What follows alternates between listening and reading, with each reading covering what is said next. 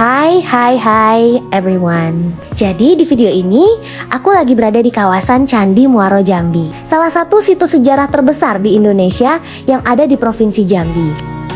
Tempat ini luas banget dan suasananya masih asri. Gak cuma bersejarah tapi juga tenang dan cocok buat wisata sambil belajar.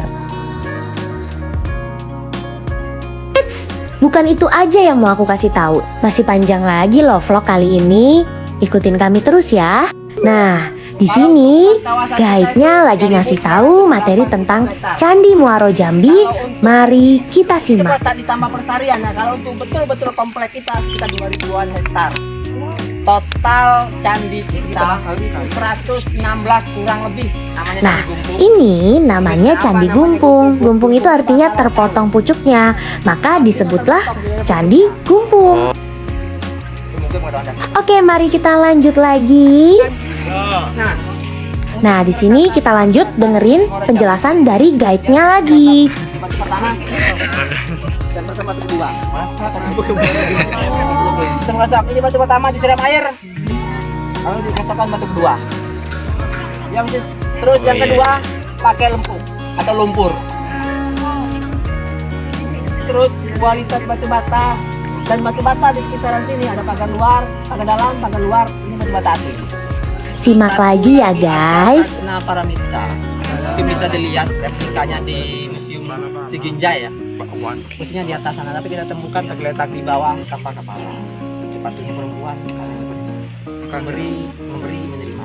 Saya jelaskan nanti memberi menerima di sana. Nah, di sini kita lanjut foto dulu guys. Hahaha. Sebenarnya ini makam teman-teman. Yang besar itu yang tengah-tengah.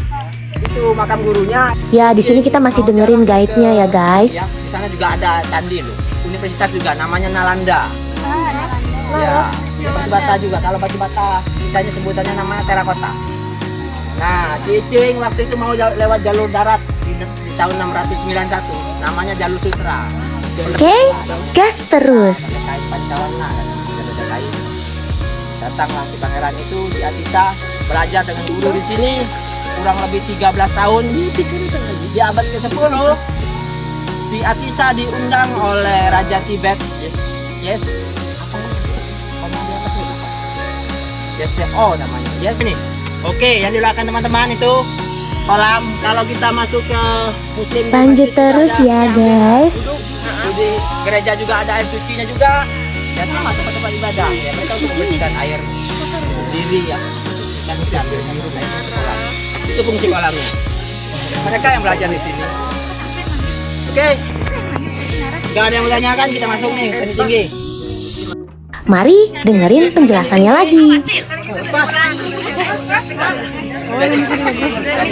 Ada satu ruang kecil di dalam. Lihat juga antrian. Jelaskan dulu. Jadi waktu di Pudar kita temukan satu ruangan lagi. Ya, dugaan dari tenaga ahli arkeolog dia bilang bangunan ini pernah dibangun satu kali, tidak selesai, kalau ditimpa bangunan kedua. Ruangannya kecil. Ini ada dinding, tidak ada isi.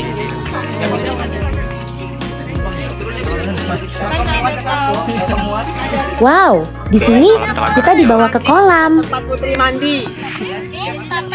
Dikatakan sama dengan apa ya? Saya kenal sekarang namanya PDAM lah. Sumber air ya. Jadi ketika mereka di musim kemarau, mereka juga bisa akses kolam ini. Ini kolam yang satu. Lalai ini tengkorak, bawahnya ada pelumpaknya ya. Agak. Ini apa namanya? Kita ada lagi. Di sini kita masih melihat candinya guys. Setelah ini kita bakal dibawa ke sumur gitu. Nah, ini dia sumur yang aku bilang tadi. Airnya boleh diminum loh guys. Kedalaman dia sumurnya itu 7 sampai 8 meter, tapi didalamin 6,5. 6,5 itu dia makin ke bawah, makin kerucut. Yang batu bata lingkaran, batu bata asli. Tidak pernah dipasang. Kalau pH airnya 7 netral. Kalau air minum Wow, ini apa guys? Nah, Mandala kalau nggak tahu Mandala, browsing aja di Mandala Google. ini. Ya, di Mandala. Bang, Jambi lewat ngerti mana bang? Mandala. Jadi di Mandala itu, Mandala ya ini namanya. cari aja di Google ya. Mandala. Nggak tahu. Di situ ada angka, aksara. Nah, di tengah-tengah ini ada satu tongkat kayu lagi. Jadi dia ngikut bayangan. Mana ya? Ah, sebenarnya. Nah gitu tongkat tiang kayu di sini. Nah, itu tuh jam berapa? Nanti dia punya tongkat. Dikasih kayu kak? Zaman dulu yuk. Jam berapa Kak? Dikasih kayu kak? Oh, setengah 7. Ada kayu lagi tapi kayu Iya. udah rapuh.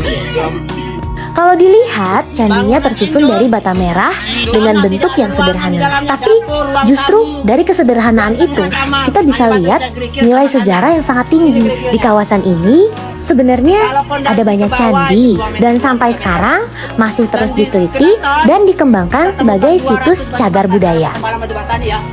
8 tapi ada candi yang gumbung tadi kita lewat.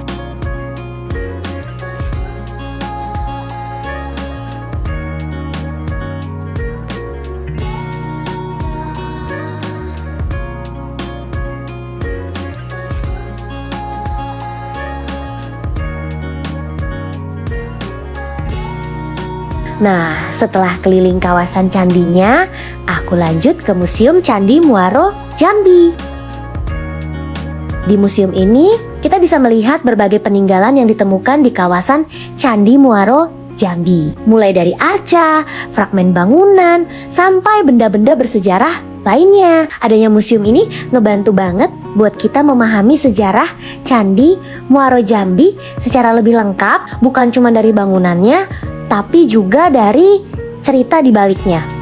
Ame banget ya. Mari kita lihat apa aja yang ada di museum ini, guys.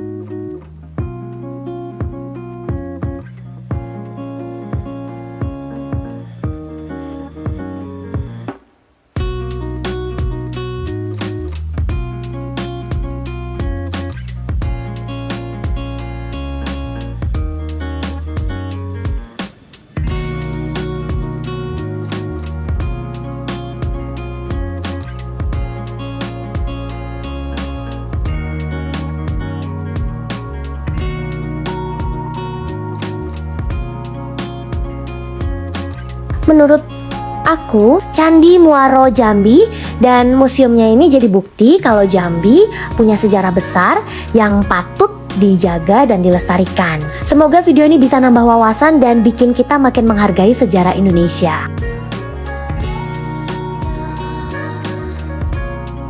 Dari kunjungan ke Candi Muaro Jambi dan museumnya, aku jadi semakin sadar bahwa sejarah bukan hanya tentang masa lalu, tapi juga tentang bagaimana kita menghargai warisan yang ada. Tempat ini membuktikan bahwa Jambi memiliki peran penting dalam perjalanan sejarah Indonesia. Melalui candi dan koleksi museum, kita bisa belajar banyak hal sekaligus menumbuhkan rasa peduli untuk menjaga dan melestarikan peninggalan sejarah bagi generasi selanjutnya.